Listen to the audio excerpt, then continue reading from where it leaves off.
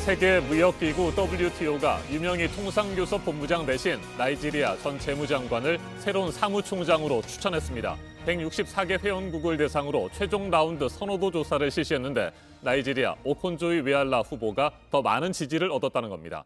구체적인 득표수를 공개하지는 않았습니다. 하지만 나이지리아 측은 104개국의 지지를 받았다고 주장했습니다. 네, 그래서 유명희 후보의 선택은 이제 두 가지입니다. WTO가 이렇게 다른 후보를 추천했으니 후보직에서 물러나거나 아니면 마지막 절차인 회원국들의 의견을 하나로 모으는 과정을 보면서 더 버텨보는 건데요. 미국이 이 한국 후보를 지지한다고 공식적으로 밝힌 상황에서 후보를 정하기 위한 합의가 쉽게 나오지는 않을 것으로 예상되고 있습니다. 류정화 기자가 보도합니다. 우리 시간으로 어젯밤 11시. WTO가 나이지리아 후보를 사무총장으로 추천했습니다. 최종 라운드 선호도 조사에서 오콘조 이웨알라 전 나이지리아 재무장관이 유명희 통상교섭본부장보다 더 많은 표를 얻었다는 겁니다. 하지만 선거전이 끝난 건 아닙니다. 컨센서스, 즉 전체 회원국의 만장일치를 위한 협의 과정이 남아 있습니다. 최종 결과는 다음 달 9일 총회에서 승인됩니다. 가장 큰 변수는 미국의 반대입니다. WTO 대변인은 미국 대표단이 나이지리아 후보를 지지할 수 없으며 계속해서 유명희 본부장을 지지할 것이라고 말했다고 밝혔습니다. 미국 무역대표부도 공식 성명을 통해 유 본부장 지지 입장을 밝혔습니다. The U.S. said that they supported Minister Yu because of her 25 years of trade experience, that she would be able to hit the ground running. 최종 협의 과정이 만장일치로 이뤄지는 만큼 영향력이 큰 미국과 중국, 유럽연합 등 강대국의 비토 여부가 중요합니다. 우리 정부는 미국 등과 협의해 막판 협의 과정에서 역전을 노리는 쪽으로 가닥을 잡고 있습니다. WTO는 정확한 득표수는 알려주지 않았지만 당초 예상보다는 표차가 큰 것으로 전해졌습니다. 나이지리아 측은 WTO 164개 회원국 가운데 아프리카 연합 41개국, 유럽연합 27개국을 포함해 104개국의 지지를 얻었다고 주장했습니다. JTBC 류정화입니다.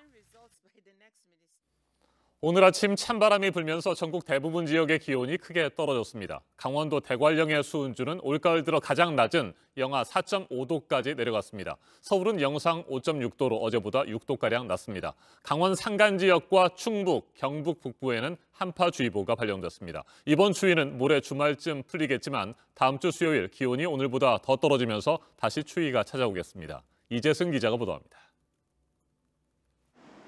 오늘 아침 전국 대부분 지역의 기온이 영상 5도 안팎을 기록하고 있습니다. 영하권으로 내려간 강원도 산간과 충북 북부, 경북 북부에는 한파주의보까지 내려졌습니다. 지난주에 이어 올가을 들어 두 번째로 내려진 한파특보입니다. 새벽 6시 기준 강원도 대관령의 수은주는 영하 3.6도로 어제보다 11도가량 떨어졌습니다. 서울과 대구 영상 6도, 대전 5도 등으로 도시 지역은 어제 아침보다 6도가량 낮습니다. 하루 사이 기온이 크게 떨어지면서 내륙 곳곳엔 서리가 내렸습니다. 중부 내륙과 전북 동부, 경북 내륙에는 얼음이 언 곳도 있습니다. 오늘 낮 기온도 서울 16도, 전주 17도 등 어제보다 2, 3도 낮아 쌀쌀하겠습니다. 서해안에는 바람이 초속 12m까지 강하게 불어 해안가 안전사고에도 주의해야 합니다. 날씨는 추워졌지만 찬바람이 불면서 미세먼지는 사라졌습니다. 추위를 몰고 온 찬 공기가 정체된 대기를 흐트러뜨리면서 오늘 미세먼지 농도는 전국에서 좋음이나 보통 수준을 보이겠습니다. 내일 낮부터 기온이 오르기 시작해 이번 추위는 주말인 모레 완전히 풀리겠습니다. 하지만 다음 주 수요일 서울의 아침 기온이 1도까지 떨어지고 춘천과 세종 등이 영하권을 보이는 등 또다시 기온이 크게 내려가겠습니다. JTBC 이재승입니다. 서울 남부지검이 현직 검사 3명과 변호사 등에게 술접대를 했다고 주장한 김봉현 전 스타모빌리티 회장을 어제 강도 높게 조사했습니다. 밤 9시 40분까지 7시간 반가량 조사를 진행했는데 술 접대 날짜를 구체적으로 추리고 있는 것으로 전해졌습니다. 검찰은 당시 술자리에 있었다고 지목된 검사 2명과 A 변호사의 사무실 등도 어제 압수수색했습니다. 송승환 기자입니다. 서울 남부지검 검사향응 수수사건 수사 전담팀은 어제 김봉현 전 스타모빌리티 회장을 서울 남부구치소에서 조사했습니다. 조사는 오후 2시쯤 시작해 밤 9시 40분까지 진행됐습니다. 검찰은 김 전 회장과 업소 종업원이 나눈 카카오톡 메시지를 근거로 김 전 회장이 술 접대를 했다고 주장하는 날짜를 추리고 있습니다. 날짜가 좁혀지면 김 전 회장이 지목한 현직 검사들과 A 변호사가 당시 같은 곳에 있었는지 위치 기록도 확인할 것으로 보입니다. 이를 위해 검찰은 어제 현직 검사 2명과 A 변호사의 사무실 등을 압수수색해 휴대전화와 컴퓨터 하드디스크 등을 확보했습니다. 접대 장소로 알려진 서울 청담동의 업소에서도 결제 기록 등을 가져갔습니다. 이들 검사와 A 변호사는 김 전 회장의 주장이 사실이 아니라고 반박하고 있습니다. 검찰은 확보한 자료들을 분석해 김 전 회장이 주장한 접대 날짜를 특정한 뒤 지목된 검사들과 A 변호사를 불러 조사할 계획입니다. JTBC 송승환입니다. 지난 25일 충남 천안에 이어 경기도 용인의 야생조류에서도 고병원성 조류 인플루엔자 바이러스가 검출됐습니다. 아프리카 돼지열병이 1년 만에 다시 발생하고 조류 인플루엔자까지 확산되면서 가축 방역에 비상이 걸렸습니다. 성문규 기자입니다. 고병원성 조류 인플루엔자 바이러스가 추가로 발견된 곳은 경기도 용인 청미천 일대입니다. 환경부가 지난 24일 제출한 야생 조류 분변을 분석한 결과 H5N8형 고병원성으로 판명됐습니다. 앞서 25일에는 충남 천안의 봉강천 일대에서 올 들어 처음으로 조류 인플루엔자 바이러스가 확인됐습니다. 야생 조류의 고병원성 AI 확진 판정은 2018년 2월 충남 아산 곡교천에서 H5N6형이 확인된 이후 2년 8개월 만입니다.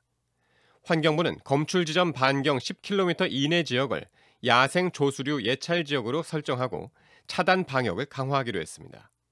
지난 26일 경기도 양주 양패천의 야생 조류 분변에서도 H5형 조류 인플루엔자 항원이 검출돼 현재 고병원성 여부를 조사 중입니다. 최종 판정까지는 닷새 정도 걸릴 것으로 보입니다. 방역당국은 고병원성 AI가 더 이상 확산되지 않도록 총력을 기울이고 있습니다. 전국 철새 도래지와 인근 가금 농장 등을 집중적으로 소독하고 있습니다. 아프리카 돼지열병에 이어 고병원성 조류 인플루엔자까지 번지면서 방역당국과 농가엔 비상이 걸렸습니다. 아프리카 돼지열병은 이달 강원도 화천의 양돈 농장에서 2건의 확진 사례가 나온 이후 추가 발병은 확인되지 않고 있습니다. 방역당국은 야생 오염원과 인근 농장들을 소독하는 한편 차량과 사람 출입을 통제하고 있습니다. JTBC 성문규입니다. 오는 11월 3일 미국 대통령 선거를 앞두고 핵심 경합주인 펜실베이니아주에서 20대 흑인 남성이 경찰의 총격을 받고 목숨을 잃었죠. 파장이 갈수록 커지고 있습니다. 사건이 발생한 펜실베이니아주 최대 도시 필라델피아에서는 항의 시위가 이틀째 이어졌습니다. 도심에서는 약탈과 방화도 잇따랐습니다. 백악관은 항의 시위를 폭동으로 규정하면서 지지층 결집을 시도하고 있고 민주당 조 바이든 후보는 약탈은 범죄라며 선긋기에 나섰습니다. 필라델피아 현지에 임종주 워싱턴 특파원이 나가 있습니다. 임종주 특파원, 그곳은 저녁 무렵일 텐데 지금도 시위가 계속되고 있습니까? 네, 20대 흑인 남성 월터 월리스가 경찰 총격에 숨진 현장입니다. 사건 사흘째인 오늘은 현재까진 시위는 소강 상태를 보이고 있습니다. 이곳 필라델피아 서부 지역에선 지난 이틀 동안 격렬한 시위가 벌어져 170여 명이 체포되고 경찰관 50여 명이 부상했습니다. 필라델피아 당국은 잠시 뒤 이곳 시간으로 밤 9시부터 내일 새벽 6시까지 야간 통행 금지령을 내린 상태입니다. 또 펜실베니아주는 수백 명이 이르는 주 방위군 투입을 요청한 상태입니다. 네, 선거를 앞둔 미묘한 시점인데 이번 사건 어떻게 발생하게 됐는지 설명을 좀 해주시죠. 네, 지난 월요일 오후 경찰이 필라델피아 서쪽 주택가에서 누군가 칼을 들고 있다는 신고를 받고 출동했고 이곳 현장에서 월터 월리스와 대치했습니다. 경찰관 2명은 칼을 내려놓으라는 명령을 월리스가 따르지 않자 권총 10여 발을 쐈습니다. 월리스는 병원으로 옮겨졌으나 숨졌습니다. 가족들은 월리스가 정신건강 문제로 약물 치료를 받아왔다고 말하고 폭력과 약탈을 멈춰달라고 시위대에 호소했습니다. 네, 아무래도 펜실베이니아주가 핵심 경합주이기 때문에 이번 사건이 대선 결과에 어떤 영향을 미치게 될지 관심이 모아지고 있습니다. 두 후보 측도 각각 반응을 내놨죠. 네, 그렇습니다. 백악관은 성명을 발표하고 이번 사태가 경찰 힘빼기를 추진한 민주당 탓이라고 화살을 돌렸습니다. 그러면서 폭도들의 통치는 결코 허용돼선 안 된다며 이번 사태를 폭동으로 규정하고 강경 대응 방침을 밝혔습니다. 법과 질서를 전면에 내세워 지지층 결집을 시도하고 나선 것입니다. The federal government is looking at it also, but the rioting in Philadelphia, you have to stop it. They have to stop it. 바이든 후보는 충격과 비통함을 표하면서도 약탈은 시위가 아니라 범죄이며 폭력도 정당화될 수 없다면서 선긋기에 나섰습니다. 이번 사태가 선거에 미칠 부정적 영향을 차단하려는 시도로 보입니다. There is no excuse whatsoever for the looting and the violence. None whatsoever. I think to be able to protest is totally legitimate. It's totally reasonable. 이곳 펜실베니아는 두 후보에겐 승리를 위해 꼭 잡아야 하는 핵심 경합주입니다. 4년 전 대선에선 트럼프 대통령이 0.7%포인트 차이로 회심의 승리를 거머쥐었고 현재는 바이든 후보가 여론조사에서 평균 3.8%포인트 차이로 앞서는 가운데 접전 양상이 전개되고 있습니다.